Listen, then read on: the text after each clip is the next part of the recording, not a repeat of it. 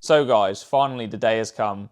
We have Mappin at Devil Developments tomorrow, and Romain at Racecal is also going to be there. He's the one that's going to be mapping the car. So basically we've got to get this car up and ready for me to leave early hours of tomorrow to head down to Devil Developments. To start off with, we are going to put the correct oil in the car, and we're also going to put a oil pressure sensor, just because the one in the car at the minute doesn't read properly basically, and I can't link it to my Syvecs, which hopefully Lee will be sorting out when I get down to Devil Developments. He'll be wiring it in for me. I'm not going to do the oil change here. I'm going to head down to my brother's garage, and my brother's going to give me a hand to get all these bits done, get the car all sorted for tomorrow. So we'll catch you down at my brother's garage.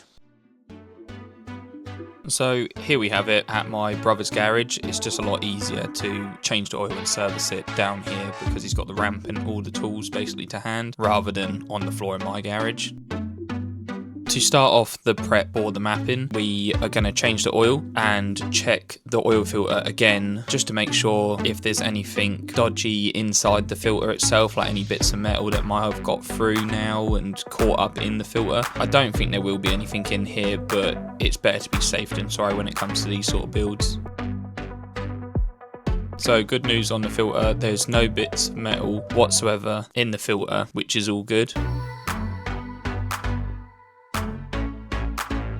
In the oil, it does look a little bit glittery when we drained it, but I think that might be just because of the cheap mineral oil that we had in it. Yeah, like I say, it was nothing special, it was just to literally run the engine in.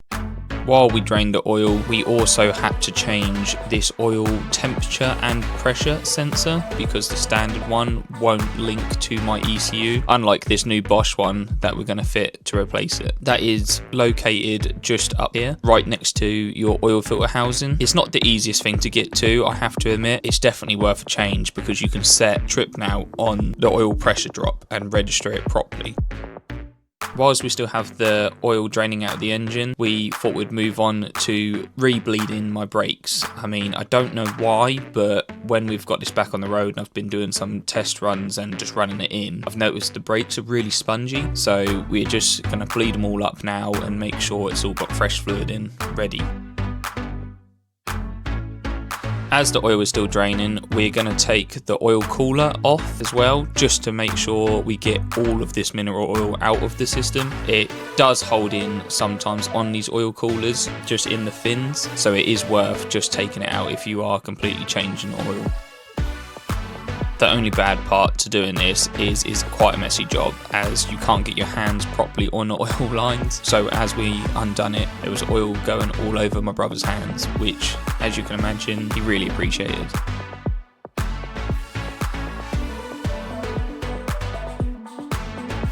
I did drain the oil cooler into a tank, but it turns out obviously not that much came out because there was still plenty of oil left in the oil cooler, as my brother found out, so it obviously wasn't fully drained out. As you can imagine, there was only kind words my brother had for me after that. Once the oil was all out and we put the bung back in, we topped it up with Titan Race 10W60 is the oil I'll be running in this car for now, as that's the same oil I ran previously on all the big turbo builds I've had with this car.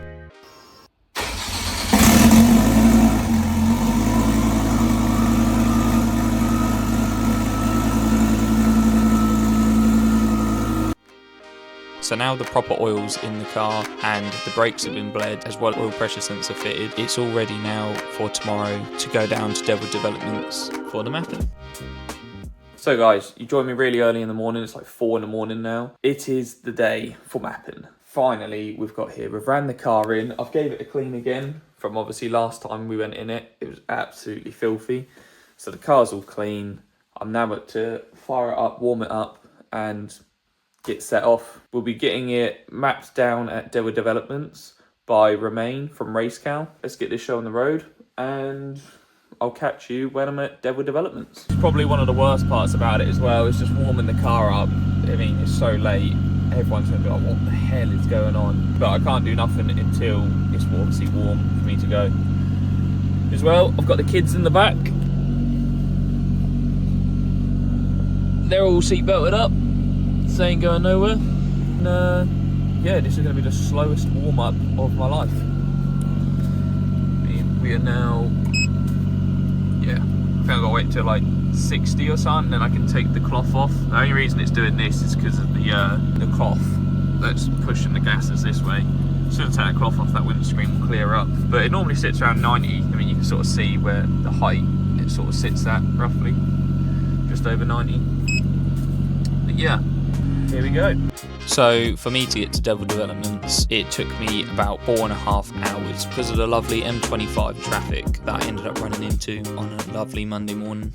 So we finally made it down to Devil Developments. Harry's just joined me in his car as well, which is turboed, and you've seen it on the Germany trip that I did get to drive it as well. We've got Romain and Lee at the minute just wiring up that fuel pressure sensor. Like I said, me and my brother fitted it as you've seen previously, and yeah, they're just wiring it up to the ECU. As soon as that's done, we're gonna get the car on the rollers and see what we can make. Another thing to add on Harry's is he's just had this new precision housing, which has like a T51R mod, like similar to what mine has. So it makes a lot more whistle noises now. Noisy.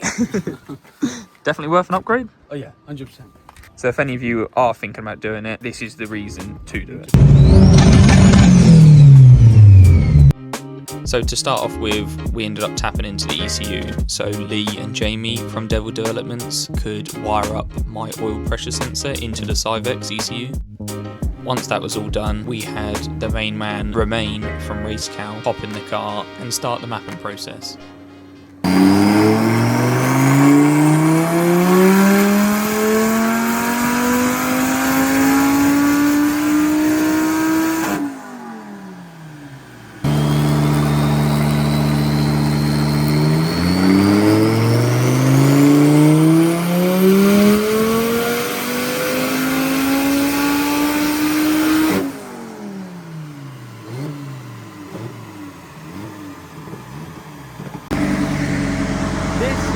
So loud, you do not understand how loud this is.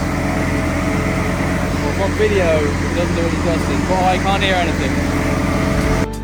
As you can see from the video, the first couple of pulls with this car, Romain didn't really touch the map that much. He just wanted to get a good test and a base from what it had before, and it definitely was not running very clean. As you can see, it filled up the whole dyno room just of black smoke. So I think it goes well with me having the TDCI badge on the back.